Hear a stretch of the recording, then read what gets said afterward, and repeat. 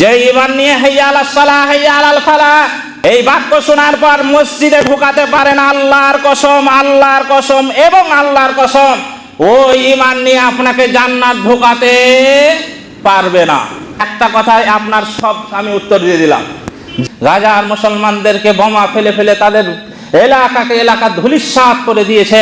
গাজার ভিডিও সকালে একটা আমি দেখলাম যে তাদের মসজিদগুলোকে এমন করে ভাঙা হয়েছে, মনে হচ্ছে বুলডোজার দিয়ে যেমন পরিষ্কার করা হয়েছিল কদিন আগে আমাদের এই যে পেশাব পায়খানা, এই দু চার দিন আগে যেরকম পরিস্থিতি করে দেওয়া হয়েছিল বুলডোজার দিয়ে একবারে সমান, সেভাবে দেখছি মসজিদ, মাদ্রাসা, হসপিটাল, বাড়ি ঘর সবকে সমান করে দেওয়া হয়েছে। তারপরেও তারা একদল দেখলাম তিরপাল খাটাচ্ছে, তিরপাল খাটিয়ে সেখানেই নামাজ পড়ছে। বলুন, আপনাকে আমি বলছি, বলুন, আপনার মসজিদ আজকে দোতলা, তিনতলা মসজিদ করে রেখেছেন, টাইলস বসা আছে, মসজিদে ঠান্ডা যেন না লাগে তার জন্য কার্পেট পাড়া আছে, কার্পেটের পরে তলেও আর একটা ফর্ম দেওয়া আছে যেন ঠান্ডা কোনো রকমের না লাগে। এই মসজিদে আপনি ঢুকছেন না।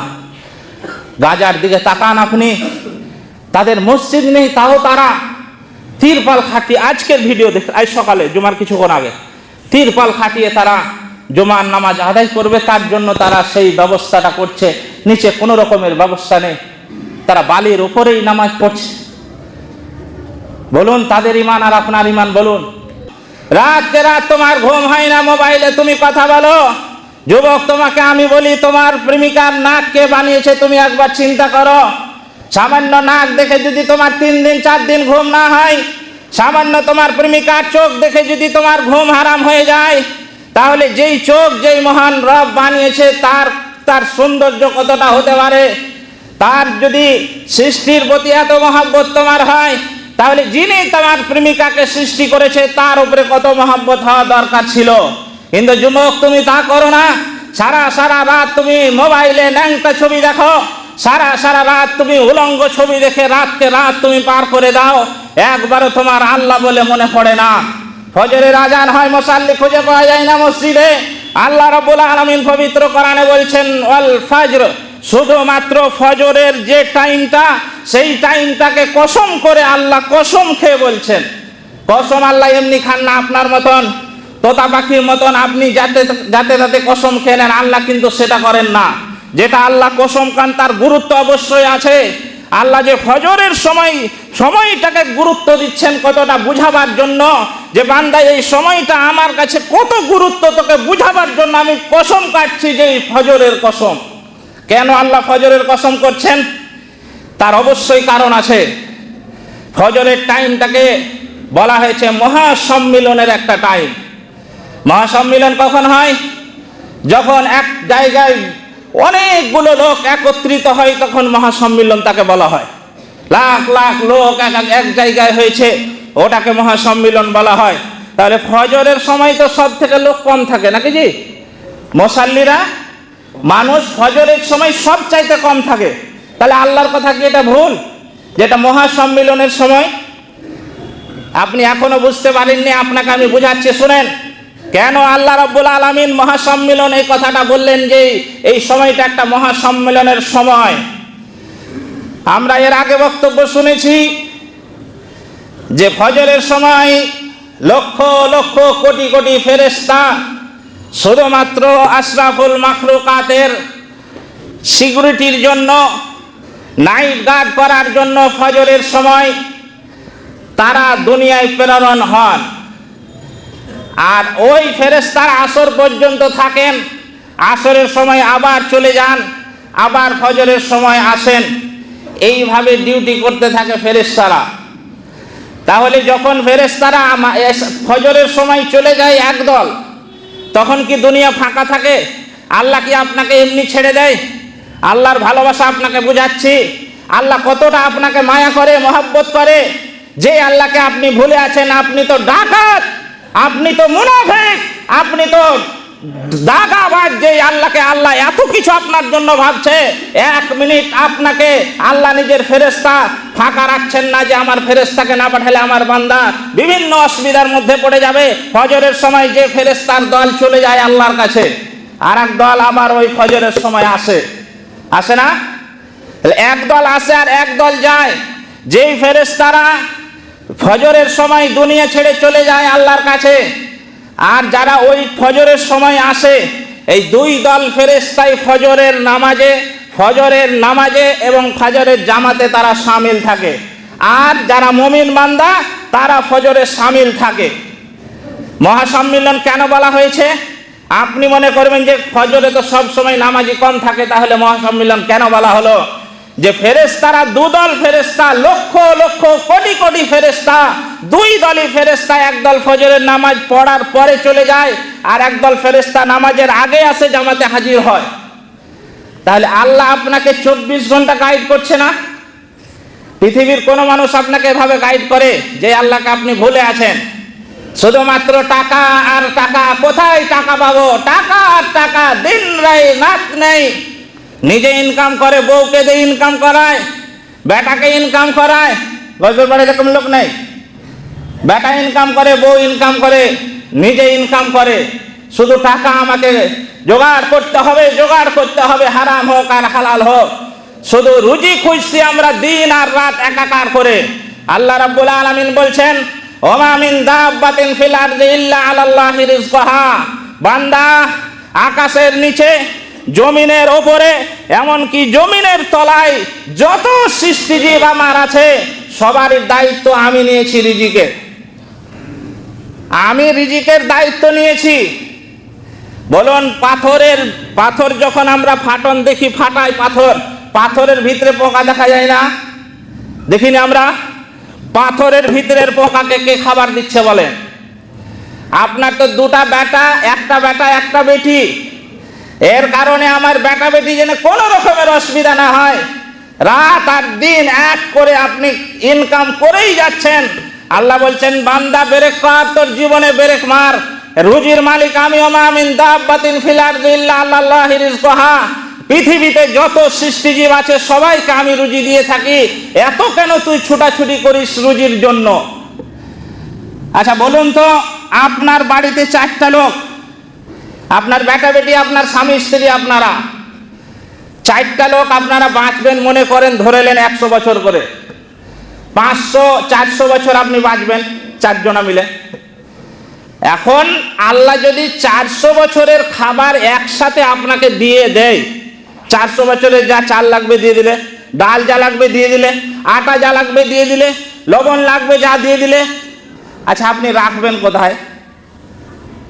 400 বছরের খাবার আপনি রাখবেন কোথায় বলেন? জায়গা পাবেন আপনি রাখতে জায়গা এরকম আছে? তাহলে 400 বছরের খাবার দিলে আপনি রাখার জায়গা পাবেন না। তাই আল্লাহ বলছেন, বান্দা তুই রুজির পিছে অত দৌড়াস না, আমি রুজির মালিক, আমি জানি কাকে কোথায় রুজি দিতে হবে। তুই ছুটিস না, তোর ছেলে মেয়ের জন্য তুই আখিরাত বরবাদ করিস না। আমি তোকে রুজি দিয়ে থাকি, নাহনু নারযুকুকুম ওয়া ইয়্যাহুম। আমি তোকে রুজি দিই, তোর সন্তান সন্ততি আছে যারা, তাদেরকে রুজি আমি দিই, এটা আল্লাহর কথা। তাহলে আপনি ছেলে মেয়ের জন্য রাতকে দিন আপনি মনে করছেন আমার ছেলের জন্য কোনো অসুবিধা না হয়, তার জন্য রাত দিন আপনি খরচ ইনকাম করছেন, বাড়ি করছেন, জমি জায়গা করছেন, করেই যাচ্ছেন। কিন্তু আল্লাহ যে বলছে যে তুই অত রুজির পিছনে ছুটিস না, আমি রুজি দেওয়ার মালিক, আমি দেব। মানুষকে যেমন প্রত্যেকটা মানুষকে মত খুঁজে বেড়ায়, সেরকম প্রত্যেকটা মানুষকে রুজিও খুঁজে বেড়ায়। তাহলে এই কথাটা যদি আপনার মাথায় ঢুকে যায় যে রুজির মালিক আল্লাহ আমাকে দেবেই, আমার ছেলে মেয়ের রুজি আল্লাহ লিখে রেখেছেন তা দেবেন, আমার ছেলে মেয়ে পাবে, তাহলে হারাম পথে আপনাকে কিস্তির লোন কেন নিতে হয়? কেন আপনার বউটাকে অন্যজনের কাছে বিক্রি করে দিয়েছেন? অনেকেই বলেন যে খুতবা ঘুরে ঘুরে ওটাই দেন, এরকম কথা আমার কানে এসছে। আর আপনি কথা শুনেন না, তার জন্য তো আমাকে ওই কথাই বলতে হয়। বলেন, গ্রুপ লোনের একটা বউ এখনো ছেড়েছে গ্রুপ লোন, এখনো কিস্তির টাকা প্রতি সপ্তাহে আমার গলি থেকে তুলে নিয়ে যায়। শরম লাগে না আপনার? আমি কথা বললে বেশি হয়ে যায়, আপনি ভুল করলে সেটা বেশি হয় না। আপনার তো হায়া শরম করা দরকার ছিল। আল্লাহর উপরে আপনার বিশ্বাস নেই। আল্লাহ আফসোস করে বলছে, কিসে তোকে দুনিয়ায় কোন মায়ায় ভুলিয়ে রেখেছে যে তুই আমার মতন রবকে ভুলে গেছিস? যেই রব আমি 24 ঘন্টা তোকে আমি গাইড দিয়ে থাকি, যেই রব আমি তোকে 24 ঘন্টায় দেখভালের ভিতরে রাখি যে তোর কোনো রকমের যেন অসুবিধা না হয়, আর সেই রবকে তুই ভুলে গেছিস। আল্লাহ আর একটা আয়াতে আফসোস করে আর একটা কথা বলেছেন। সূরা এই আল্লাহ রাব্বুল আলামিন একটা সূরার শেষ আয়াতে বলেছেন, সূরা মুরসালাত শেষ আয়াতে আল্লাহ রাব্বুল আলামিন বলছেন, ওয়াইলু ইয়াউমাইযিল লিল মুকাজ্জিবিন ফাবিআইয়ি হাদিসিম বাদাহু ইউমিনুন। আল্লাহ বলছেন, বান্দা তোকে কোন কিতাব নাজিল করলে তোর উপরে তুই আমাকে স্মরণ করবি? কোন কিতাব, কোন কথা বললে তুই আমাকে স্মরণ করবি, আমাকে ডাকবি বল। এটা আল্লাহর আফসোসের কথা। এত সুন্দর একটা কোরআন দেওয়ার পরেও যদি আপনার বিবেকে সাড়া না দেয়, আপনি যদি আল্লাহকে ভুলে যান, তাহলে আল্লাহ কি বলবে বলেন? কোনো সন্তানকে কোনো মা যদি বলে, বেটা তোকে আমি 10 মাস 10 দিন ধরে মানুষ করলাম, বেটা 10 মাস 10 দিন পেটে রেখে তুই যখন দুনিয়ায় আলি, তোকে কত গু টেনে মুখ টেনে আমি তোকে কত বড় করলাম, এখন তুই বড় হয়ে গেছিস বেটা, আমার সঙ্গে তুই কথা বলিস না। এ কথা যদি কোনো মা কোনো সন্তানকে বলে, সন্তানের মন যদি পাথর হয়ে যায়, তারপরও মায়ের কথাটায় কিছুক্ষণ হলেও মনটা গলবে, যেন মা ঠিকই বলছে। সেই মাকে যেই বানিয়েছে তিনি আফসোস করে বলছে যে বান্দা তোকে কোন মায়ায় ভুলিয়ে রেখেছে, আমাকে থেকে বিচ্ছিন্ন করে রেখেছে। তোকে কোন জিনিসটা বললে তুই শুনবি, আমাকে ডাকবি? পৃথিবীর যত কিছু আছে, যত সৃষ্টি করেছি, পৃথিবীতে যাই করিস বান্দা সব তো আমি দেখতে পাচ্ছি, আমি তো সব কিছুই জানি। তাহলে আমার জন্য কি করলি বান্দা? আমাদের 2টা জীবন আছে, একটা মাটির ওপরে, একটা মাটির নিচে। মাটির উপরের জীবন আমাদের এখন চলছে। মাটির উপরের জীবন তো ক্ষণস্থায়ী জীবন বন্ধু। এই মাটির মাটির ওপরের জীবন কাটাবার জন্য আজকে আমরা রং বেরঙের কত রকমের জিনিস আমরা জোগাড় করি। এমন করে বাড়ি পাইলিং দিয়ে বাড়ি করি, যাতে ভূমিকম্প এসে আমার বাড়ি হিলাতেও না পারে। করে না এরকম করে? বন্ধু, তুমি মনে করছো যে আমার বাপ দাদার বাড়ি ছিল টালির, তার জন্য হয়তো আমার বাপ দাদা মরে গেছে। আমি আজকে 3 তলার বিল্ডিং এর মালিক, আমি মরবো মানে? আপনি যে এত সুন্দর করে গোছাচ্ছেন এই দুনিয়াতে কিছুক্ষণের আরামের করার জন্য, যখন দুনিয়াটাকে উল্টে দেওয়া হবে, আপনি যে মাটির তলে যাবেন, তখন ওই জীবনের জন্য আপনি কি করলেন একবার ভাবেন। আল্লাহর সামনে দাঁড়াবেন কি নিয়ে একবার ভাবেন। আপনাকে ভাবার জন্য আমি বলছি যে আপনাকে আফসোসের কথাগুলো আল্লাহর বললাম, আল্লাহ কত আপনাকে ভালোবাসে। আর একটা উদাহরণ দিচ্ছি, দুনিয়াতে যদি ছেলে একটা বড় ধরনের ভুল করে, তাহলে এমন বাপ আছে ছেলেকে বাড়ি থেকে বের করে দেয়, ওর সাথে কথা বলা তো দূরে থাক। এমনও পরিবার আছে 3 বছর 5 বছর বাপ বেটার সাথে কোনো যোগাযোগ নেই, কথা বলা বলি নেই, বলছে মরে গেলে ওকে মাটি দিতেও যাব না। এরকমের সন্তান আছে। তাহলে কত বড় ভুল করেছে আপনি, বাপ কত বড় ভুল করেছেন। কিন্তু আল্লাহ রাব্বুল আলামিন বলছেন, বান্দা তুই পাহাড় পরিমাণ গুনাহ করেছিস, আয় তোর জন্য আমি বসে আছি। আল্লাহ নবী হাদিসের মধ্যে বলছেন, কিয়ামতের আগ মুহূর্ত পর্যন্ত আল্লাহ রাব্বুল আলামিন প্রতি রাত্রে এসে নিজের ক্ষমার হাতকে প্রসারিত করে বান্দাদের কাছে আফসোস করে ডাক দেয়, বান্দা তুই চলে আয়, সকাল থেকে সন্ধ্যা পর্যন্ত যা গুনাহ করেছিস বান্দা আয়, আমি তোকে ক্ষমা করার জন্য আমি বসে আছি। আমরা বক্তব্যের আগে শুনেছি যে শেষ রাতে আল্লাহ প্রত্যেক দিন নিচের আসমানে, প্রথম আসমানে এসে নেমে আল্লাহ বান্দাদেরকে ডাক দেয়, বান্দা আয়, কার কি দরকার আয়, আমি তোকে দেওয়ার জন্য আমি হাত বাড়িয়ে দিয়েছি। সকাল থেকে সন্ধ্যা পর্যন্ত যা পাপ করেছিস বান্দা, আমার কাছে তুই ক্ষমা চা, একবার ক্ষমা চাইতে তোর দেরি হবে, আমার ক্ষমা করতে দেরি হবে না। আল্লাহ রসুল বলছেন যে দিনের বেলা তো আল্লাহ এসে হাত প্রসারিত করে বলেন, বান্দারে রাতের অন্ধকারে যা গুনাহ করেছি তাই বান্দা একবার আমি তোকে ক্ষমা করার জন্য বসে আছি। বলুন, দুনিয়াতে যদি একটু করে স্বার্থে আঘাত লাগে, তাহলে আমার সঙ্গে 2 মাস 5 মাস 1 বছর 2 বছর কথা বলে না, কিন্তু আল্লাহর সঙ্গে আপনি গাদ্দারি করেন, বেঈমানি করেন, আল্লাহর সঙ্গে আপনি নাফরমানি করেন, তারপরও আল্লাহ বলছে, বান্দা হতাশ হয়ে যাস না, আয় তোর জন্য আমি ক্ষমার হাত প্রসারিত করে দিয়েছি, আয় তোকে আমি ক্ষমা করব।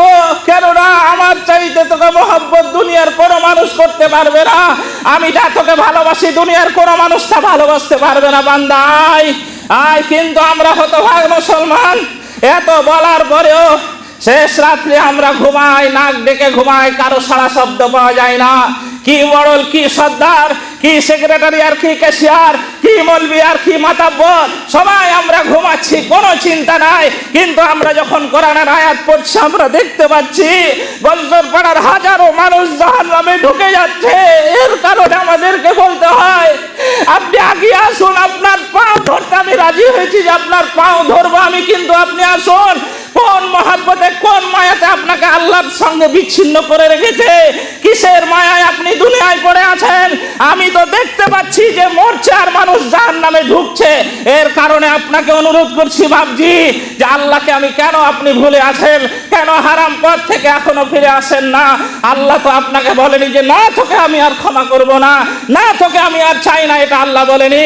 আল্লাহ বলছে তোর বয়স যদি 90 বছর হয়ে যায়, বান্দা তুই একবার আমাকে ডাক, আয় আমার ঘরে একবার ডাক, আল্লাহ ভুল করেছি, আল্লাহ তুমি আমাকে ক্ষমা করে দাও। আল্লাহ বলছে, আল্লাহ নবী বলছে যে বান্দাকে ক্ষমা করার জন্য আল্লাহ বসে আছে। সুবহানাল্লাহ।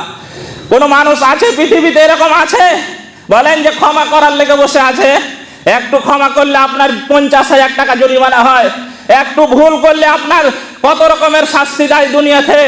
কিন্তু আল্লাহ বলছে বান্দা তুই ভুল করেছিস, তাই আমাকে স্মরণ কর, তোরকে যে কষ্ট করে আমি তৈরি করেছি, 10 মাস 10 দিন তোর মায়ের পেটে আমি রেখে যে তোকে সার্ভিসটা দিয়েছি বান্দা, পৃথিবীর কোনো মানুষ তো সেখানে কোনো খাবার পৌঁছে দেয়নি, কোনো মানুষ তো সেখানে অক্সিজেন পৌঁছে দেয়নি বান্দা, আমি তোকে তো অনেক ভালোবাসি, তাহলে আমাকে ভুলে কেন দুনিয়ার পিছনে পড়ে গেলি বল? কোন বন্ধুর পিছনে পড়ে তুই আজকে নামাজ ছেড়ে দিয়েছিস? কোন প্রেমিকার পিছনে পড়ে তুই নামাজ ছেড়ে দিয়েছিস বান্দা? আমি তো তোকে এই জন্য সৃষ্টি করিনি। ওয়া খালাকতুল জিন্না ওয়াল ইনসা ইল্লা লিয়াবুদুন। আল্লাহ রাব্বুল আলামিন বলছেন আমি মানুষ এবং জিন জাতিকে শুধুমাত্র আমার ইবাদত করার জন্য সৃষ্টি করেছি। তাহলে বলুন যে আপনি আল্লাহকে ভুলে আছেন? আল্লাহ তো আমাদেরকে ইবাদত করার জন্য সৃষ্টি করেছে। কেন আপনার জীবনে 5 ওয়াক্তের নামাজ এলো না বলুন? আপনাকে কিসের জন্য সৃষ্টি করা হয়েছে? আপনাকে শুধু খাওয়ার জন্য, আপনাকে বিবাহ করার জন্য, আপনাকে সন্তান সন্ততি দুনিয়াতে জন্ম দেওয়ার জন্য তৈরি করা হয়েছে বলুন? আপনাকে খালি যৌন চাহিদা মেটাবার জন্য দুনিয়ায় তৈরি করা হয়েছে? একটা পশু যৌন চাহিদা পূরণ করে, পশুদেরও মিলন হয়, তাদেরও বাচ্চা হয়, আপনারও হয়েছে, তারাও খায়, তারাও ঘুমায়, আপনিও খান, আপনিও ঘুমান। একমাত্র পার্থক্য হলো তারা নামাজ পড়ে না, তাদের উপরে নামাজ ফরজ নেই, আপনার উপরে নামাজ ফরজ।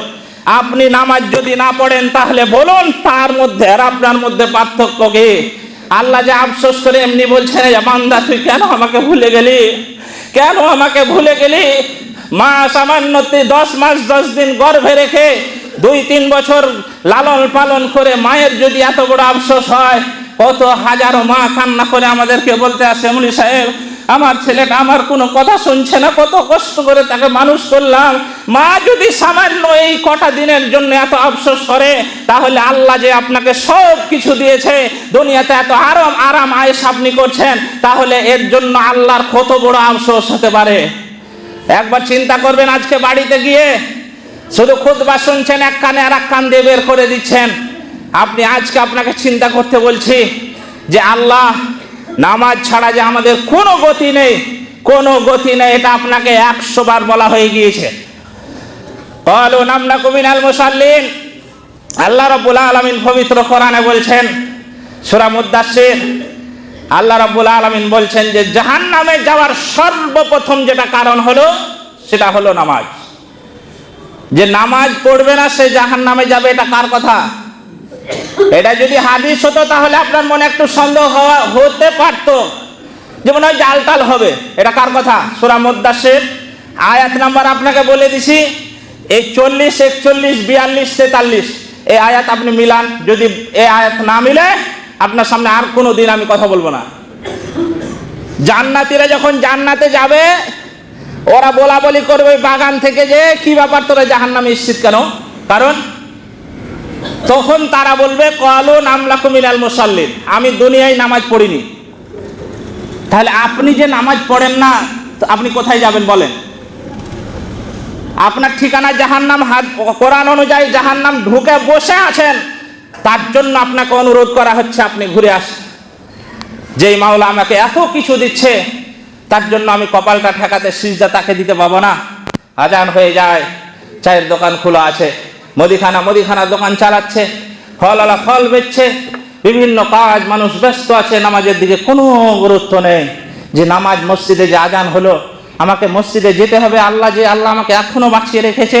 যে ঈমান নিয়ে হাইয়া আলাস সালাহ, তুমি সালাতের দিকে এসো, হাইয়া আলাল ফালাহ, তুমি কল্যাণের দিকে এসো, এই ডাকটা শোনার পর যে ঈমান আপনাকে মসজিদে ঢুকতে সাহায্য করে না, আপনাকে আমি আল্লাহর কসমের দোহাই দিয়ে বলছি, ওই ঈমান নিয়ে আপনি জান্নাত যেতে পারবেন না। এবার আপনি ওই হাইয়া আলাস সালাতে মসজিদ ঢুকবেন কি ঢুকবেন না, এটা ব্যক্তিগত আপনার ব্যাপার। যেটা বাস্তব আপনাকে আমি বললাম যে আমাদের উচিত হয় না, আমাদের এটা মুনাফিকি করা হচ্ছে আল্লাহর সঙ্গে, যে আল্লাহ এত কিছু আমাকে এত সুন্দর করে আমাকে তৈরি করলেন, কি সুন্দর নাক, কি সুন্দর চোখ, গোল গোল, সেই কি সুন্দর আমাদের কান দিয়েছে, হাতটাকে কি সুন্দর এক সমান করে আল্লাহ তৈরি করেছে, পাটাকে কি সুন্দর সমানভাবে তৈরি করেছে, এক হাত ছোট এক হাত বড় করে তৈরি করলে আমাদের কত হাজারো অসুবিধা হতো। কত সুন্দর করে আমাদের চেহারাটা আল্লাহ নিজ হাতে তৈরি করেছেন। বলুন, অন্ধ করে আপনাকে তৈরি করতে পারেন, কিন্তু আল্লাহ জ্যোতি দিয়ে সে আজকে